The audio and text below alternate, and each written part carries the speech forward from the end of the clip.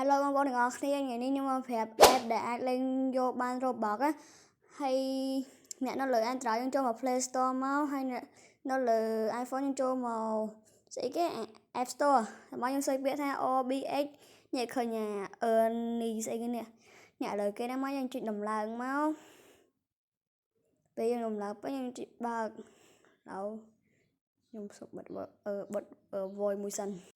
ហើយ app ហ្នឹងគេយក point ដើម្បីដូរទៅ Roblox 1500ដូរបានដូចជា5 Roblox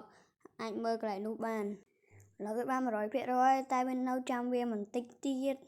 ចាំនេះចាំខ្ញុំបើកចាំខ្ញុំកាត់កុំឲ្យបងប្អូនចាំយូរពេកចាំខ្ញុំកាត់ឥឡូវយើងនេះហើយយើងចុចបើកមកហើយចូលមក app ហ្នឹងនេះចាំយើងចុច continue ហ្នឹងមកហើយចុច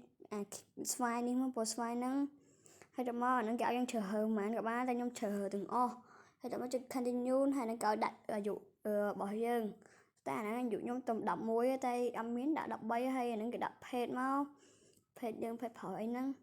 ហើយនេះគេឲ្យយើងដាក់ឈ្មោះ Roblox យើងដាក់ឈ្មោះ Roblox យើងណាយើងចូលមក account Roblox យើងហើយយើង copy account ហ្នឹងមកនេះឃើញគេដាក់ username copy